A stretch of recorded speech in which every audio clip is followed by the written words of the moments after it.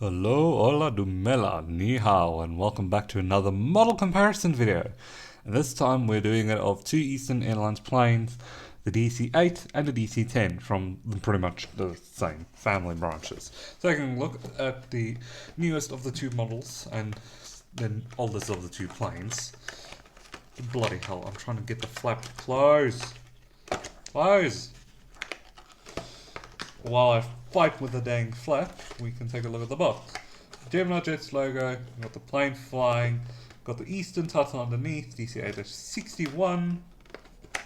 Why am I struggling with this flap? Come on. Come on. Okay. Anyway, as real as it gets, we got the plane climbing, some details here. This is the 2018 model. Don't worry about the Chinese stuff. I think someone in South Africa had this thing imported, which is good for me. So yeah, this thing is a second-hand model, so it's got a bit of damage. But here we got some details about the Douglas DC-8 and some specifications. We got the length, height, wingspan here. So then we got the livery from Eastern, the planes of McDonnell Douglas DC-8-61. Construction line numbers. The registration is November 8764. The plane was delivered in 1968. The plane is powered by four Pratt & Whitney JT3D-3 engines. The plane flew at a speed of 556 miles per hour and had a range of about 3,600 miles. Now let's take a look at the more long range baby. Also, this thing had over 200 seats, but this one had more. So here we got limited edition model, DC-10 in chrome. This one's not in full chrome. This is a real metal model, retrojet, both of them are. Eastern stopped operations in 1991. This one is actually under the Association of the Eastern Airlines, Retirees Association. This is a 2002 made model. The plane is a DC-10-30 from Eastern. We have the construction line number right here. The registration is November 391 Echo Alpha. The plane's powered by... why does it say 2? It's powered by 3. General Electric CF6-50C2 engines. The plane was delivered first built in 1974, flew for a different airline, and delivered to Eastern 1986 as a second-hand plane. Then we've got some details on the DC-10 specifications. We've got some other things here about the specifications, like the length, the wingspan, the height, the empty weight, cruising speed 575 miles per hour. So I flew the DC-8. Okay. Range is about 7,400 miles.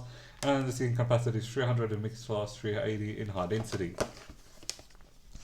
So obviously we got to look at some of the other differences. First of all, this one had more carry a bit more people than this one. It was also easier to deboard than this one because this one was one of the first wide-body aircraft. This is a narrow-body aircraft, and narrow bodies can take a bit longer to deplane, especially with this high amount of capacity it has. So there's also the difference of the liveries. This one uses the chrome hockey stick livery or the silver hockey stick livery, you know, the bare metal hockey stick livery. This one just uses a regular hockey stick livery. But both planes do derive some design from one another, or more specifically the DC-10 takes some cues from DC-8. For example, if we take a look at the door design, you can tell it's very similar. The thing is, these are swing doors that swing open. These were doors that opened up into the fuselage, kind of like a garage door. Some of the bigger windows remain. The windows were made smaller for structural reasons, but they are still fairly big for the 1970s. They still provided a nice view for the 1970s. Also, the engines are obviously different. General Electric engines, Pratt & Whitney engines. Although, weirdly enough, because of how models work, the DC-10-40, which is not really that much different than 30, actually it's barely different at all, it used the Pratt & Whitney JT90 engines. So yeah, there's a bit of a fact for you. But other than that, there's also just some differences in the detail. Like the detail here is thicker than the detail here. It's more thinner and fine and more deep. So let's take a look underneath, for example. Like we don't really have nose cone details. We do have some pressurization nostrils. We don't have the landing gear doors. We do have some maintenance doors. We have a forward cargo door, our landing gear, stand hole, no landing gear door details, nothing on the wings. Then we do have a beacon, weirdly enough. Rearward cargo door, rearward baggage door, which is hard to see, and the APU shaft. And now we take a look underneath this one for the details here. The landing gear here rolls. Most of them do anyway. We do have some details in regards to its pressurization nostrils, sentry details. We do have our landing gear doors. We don't have them on the fuselage. We do have the small Gemini Jets logo with the stand hole. We have detail underneath the wings.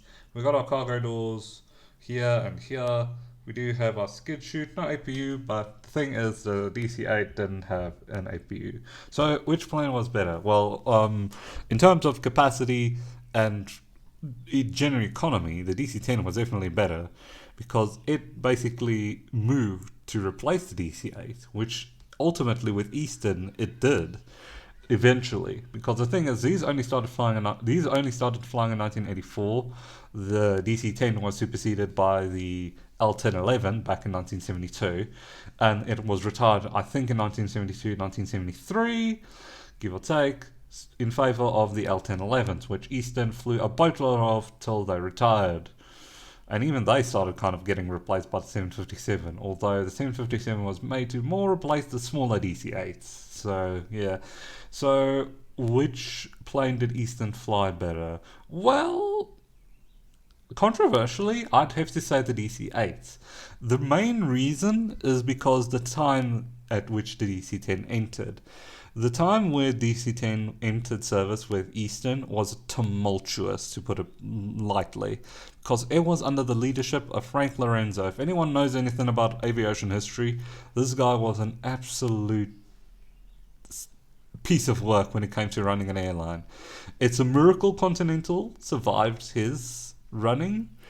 Eastern was not so lucky, because they ended up declaring bankruptcy due to his very poor decisions back in 1991. So yeah, that's all I really have to say about these. I hope you guys enjoyed the video. Please like, please subscribe, please leave a comment, and have a nice day. Peace.